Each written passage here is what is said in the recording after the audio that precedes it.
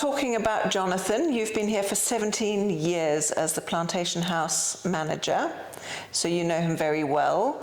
And you've, along with everybody else, been very patient with me. I've only been here for 4 years as the wife of the current governor.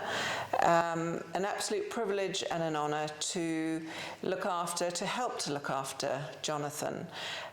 Jonathan is the Guinness Book of Records ICON for the year, which is wonderful. And he's the oldest known living land animal at least 194. Which brings us on to how often we feed him, which is generally once a week. Along with the other 3 tortoises, they do get a little bit as well, his company. But if there are things coming out of the vegetable gardens, then the gardeners will give Jonathan and his companions extra bits and bobs. So as you know, he needs to have those bits and bobs because he needs to have his nutrition. He does. Yeah, so, and also one of his favourites is apples. Yes, he loves bananas. Apples. Loves bananas. Yes. Bananas gets a little bit messy feeding him bananas. What is very important for him is also carrots. The beta-carotene is very important for him. And he has to be hand-fed. We can't just put the food down in front of him because he can't see it. His sense of smell isn't quite as strong, I think, as it used to be. His eyesight is failing. He has cataracts. That's right. His appetite, however, is still voracious.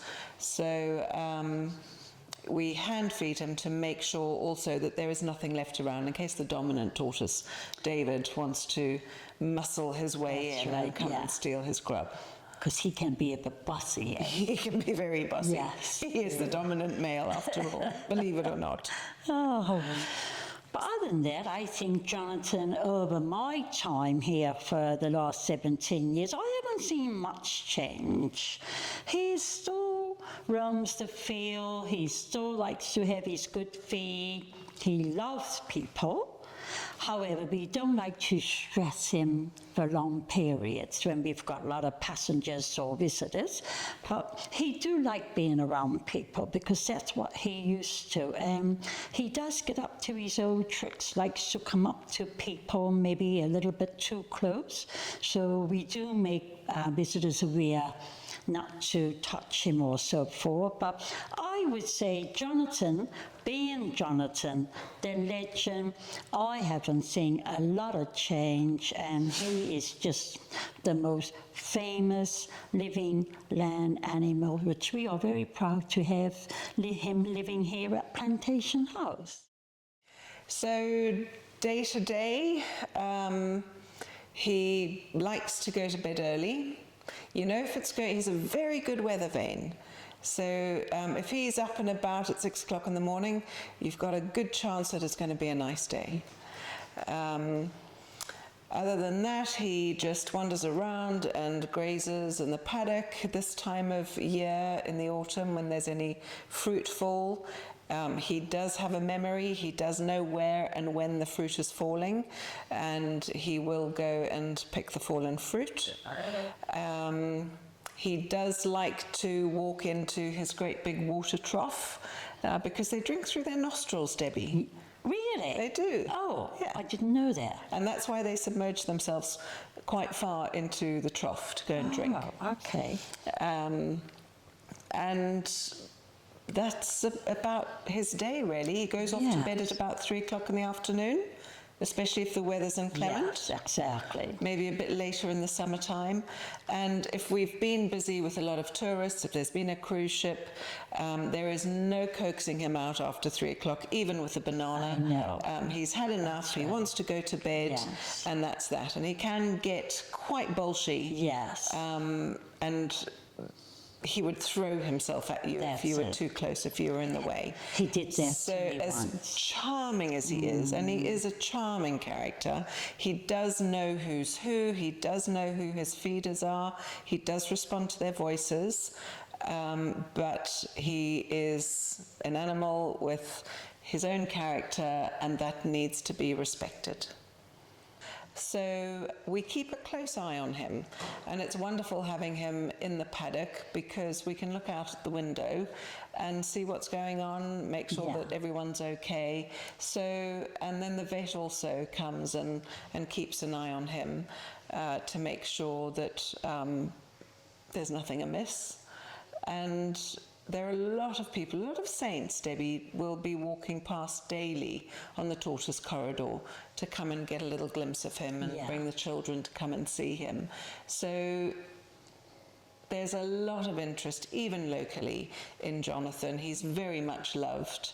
And I'm sure he doesn't even know the half of it. I know, which is true, because if he could tell stories, he would tell very interesting stories. But again, Jonathan, roaming around, I always think that either he is partially sighted in his left eye, because he does go for colourful colours. He does go for colours. Yes. And he goes towards like your voice. Yes, he does. So, and he also likes a little tickle. Yes, he comes up, doesn't he? When you know exactly where to tickle him. Yes, he does like his little tickle. He comes up on his hydraulic legs. Yeah, so that means he's still got feeling. Absolutely. And, you know, even when you just do a little tap on his shell, I notice, he also will like greet you very proudly. And he does when he's being fed. Yeah. He likes to have his neck stroked a little to help with the peristaltic movement if he's eating too quickly, and a little rub on the side of his head or on the top of his head. It actually really calms him down, because I find sometimes when I go to feed him, I need to touch him, I need to talk to him so that he knows that I'm there. In the early days when I first started feeding him, if I came and crouched down on the side where he has a cataract, he would sometimes launch himself vaguely in my direction. And I think that's just because he was unsure. He didn't know who I was. Now I make sure I talk to him. I make sure I touch him before I start feeding him. And if he starts to get a little bit edgy, I just stroke him on the head, stroke him on the side of the face, and then he settles right back down again. So there does need to be some interaction. Well, so that's good. And I've actually never had the privilege to actually feed Jonathan. I don't think I will want to do, because you've got to have a lot of patience. It takes a lot of time. It takes an hour to feed him. So I don't think I would want to go to that level. But our gardeners also takes care of him. They make sure afternoons he's all okay before they leave to go home. And mornings too, they make sure that they're all there in the paddock. So he is well looked after. They clean out their water. Yes. Keep that nice and clean. So he is, absolutely he is. Any other day-to-day things we might have missed? I know you do have to do the shopping for him sometimes. Yes. We make sure there's always fresh produce for the Tortoise, even if not for the governor. That's it. And you know, some of the shops will see me and say, Debbie, we've got some fruit left. Would you like to have it for Jonathan? Oh, fantastic. Yes, and they give it to me free. That's fantastic. So that's his little treat from our local merchants as well. So it's mostly fruit and lettuce and carrots, cabbage, not too many brassicas. So basically, he lived a really, I would say, well-paid, good life. We'd like to give him the best life that we can. Yes, he does. Yeah. He is an icon after all. Oh, definitely.